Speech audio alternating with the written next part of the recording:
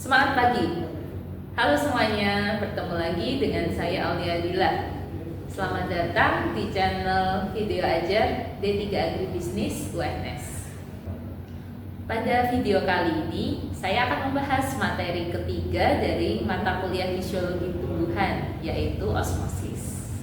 Seperti halnya difusi yang sudah kita bahas di video sebelumnya, materi tentang osmosis ini juga sudah kita pelajari ya di bangku SMA. Nah, melalui video ini akan kita refresh lagi tentang apa itu osmosis dan seperti apa osmosis yang terjadi pada tumbuhan. Jadi, terus saksikan ya video ini.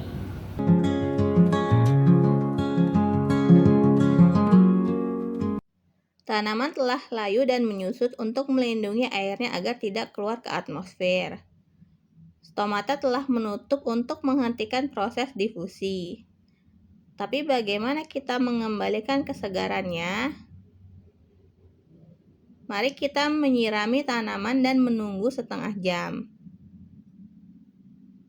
Lihat tanaman itu secara bertahap, mendapatkan kembali kesegarannya. Untuk memahami apa yang sebenarnya terjadi dalam tumbuhan, mari kita melakukan beberapa percobaan. Timun telah dipotong untuk membuat salad. Tapi kami hanya mencampurkan garam dengan timun di satu mangkok. Mari kita tunggu dan lihat apa yang terjadi. Wah, banyak sekali air yang keluar.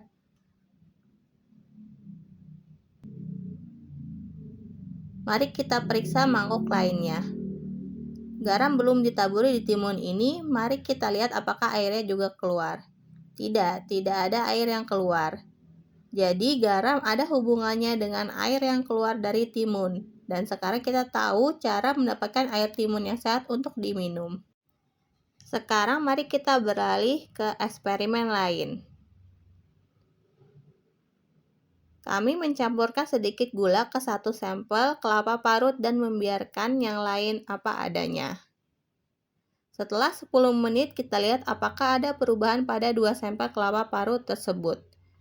Kami melihat beberapa tetesan air di sini. Mari kita lihat sampel lainnya. Sepertinya masih kering. Sepertinya gula telah mengeluarkan air dari kelapa. Untuk memahami apa yang sebenarnya terjadi, mari kita melakukan percobaan di laboratorium.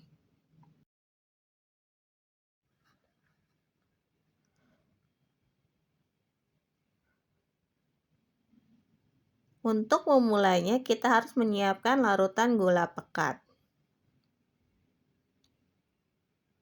Selagi gula larut dalam air, mari kita kupas kentangnya. Buat beberapa kubus berlubang dengan kentang ini. Dindingnya harus diiris setipis mungkin. Setelah membersihkan meja, letakkan gelas kimia secara berdampingan. Dalam satu tempat, larutan gula pekat ini adalah gelas kimia dengan air bening. Masukkan larutan gula ke dalam kentang dan tandai kadar larutan gula dengan jarum pentul. Di dalam kentang, masukkan air dan tandai ketinggian air dengan jarum pentul. Tuangkan larutan gula ke dalam gelas kimia.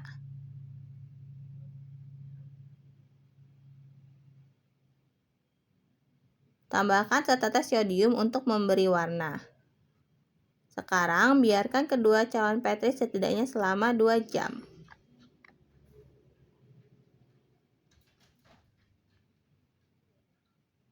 Periksa dengan cermat ketinggian air di dalam kotak kentang. Apakah sudah meningkat? Air dari gelas kimia sudah masuk ke dalam kentang. Itulah sebabnya larutan gula di dalam kotak sedikit berwarna. Mari kita periksa gelas kimia lainnya. Air di dalam kotak sudah sedikit berkurang. Jika kita melihat bahwa di kedua gelas kimia tersebut, molekul air menembus lapisan kentang dan berpindah dari zona dengan konsentrasi rendah ke zona dengan konsentrasi tinggi. Proses ini disebut osmosis. Osmosis tidak lain adalah sejenis difusi di mana aliran molekul pelarut, yaitu air, dalam sistem biologis bergerak menuruni gradien konsentrasinya.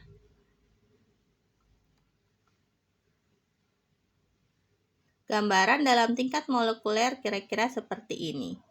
Dalam kedua kasus tersebut, molekul air menembus membran tumbuhan yang disebut membran semi-permeabel karena memungkinkan pergerakan air hanya dari area dengan konsentrasi rendah ke area dengan konsentrasi tinggi.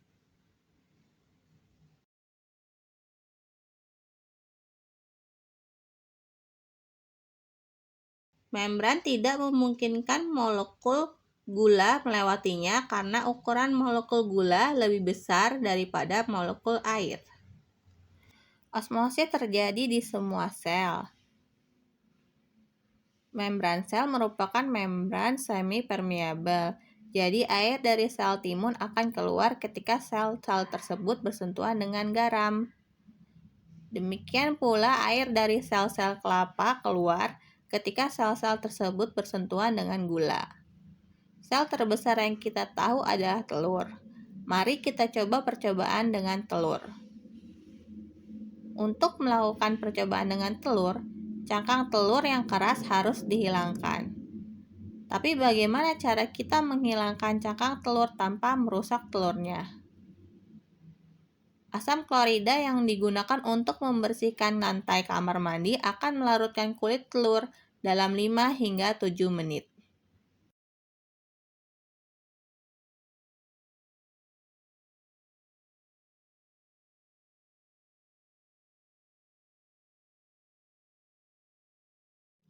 Sekarang kita lihat apakah cangkangnya sudah larut.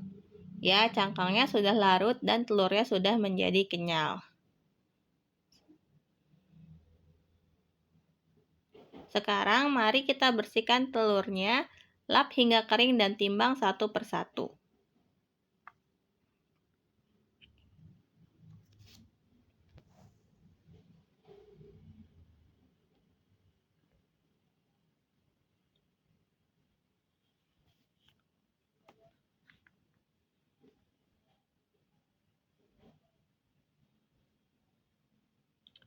Sekarang kita akan mencelupkan satu butir telur ke dalam air biasa dan telur lainnya ke dalam larutan gula pekat. Kita sekarang harus menunggu selama 1 jam dan kemudian melihat apakah ada perubahan pada telurnya. Kita dapat melihat bahwa telur ini telah menyerap air dan membesar. Mari kita timbang bebannya. Pertambahan berat tersebut disebabkan adanya air yang masuk ke dalam telur. Air adalah larutan hipertonik bila dibandingkan dengan kepadatan zat kental di dalam telur. Proses masuknya air ke dalam sel melalui membran semi-permeabel disebut endosmosis.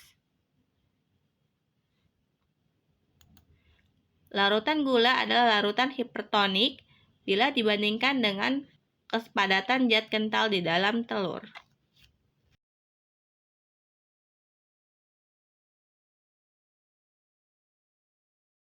Ketika sel dikelilingi oleh larutan hipertonik, sel tersebut kehilangan air. Prosesnya disebut eksosmosis.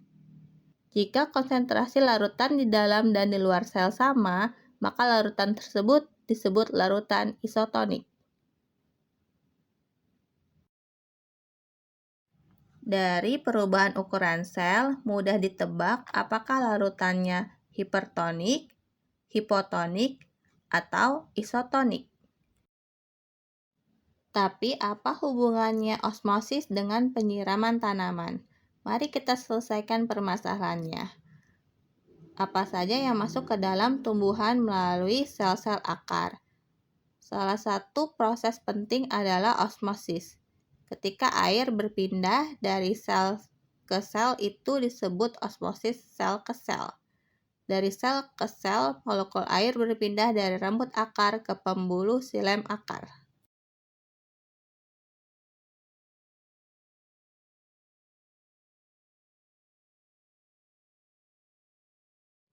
Sel-sel di daun yang menerima air membesar dan stomata terbuka kembali.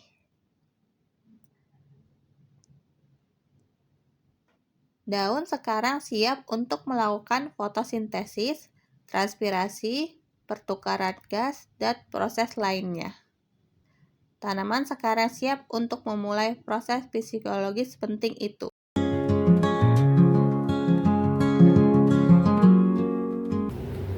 Baik teman-teman, sudah kita bahas ya tadi tentang materi osmosis. Nah, sekarang kita coba rangkum dulu yuk materinya. Jadi, osmosis itu adalah difusi khusus yang melalui membran semi-permeabel. Membran atau selaput ini hanya bisa dilewati oleh air, namun tidak untuk zat terlarut. Proses osmosis ini penting untuk mempertahankan fungsi dan struktur tanaman. Misalnya, penyerapan air oleh akar. Itu terjadi melalui proses osmosis. Karena konsentrasi di larutan tanah yang berada di sekitar perakaran lebih rendah atau hipotonik daripada konsentrasi larutan di dalam sel. Lalu ada turgiditas sel. Itu juga merupakan proses osmosis. Jadi kondisi sel yang turgid atau kaku berfungsi untuk menopang struktur tumbuhan. Jadi ketika larutan tanah di sekitar perakaran menjadi pekat misalnya karena diberi banyak garam, maka air yang ada berada di dalam vakuola sel akan tertarik keluar. Hal ini karena larutan tanah konsentrasinya menjadi lebih tinggi atau hipertonik daripada larutan di dalam sel. Pada kondisi ini bisa menyebabkan tanaman menjadi layu.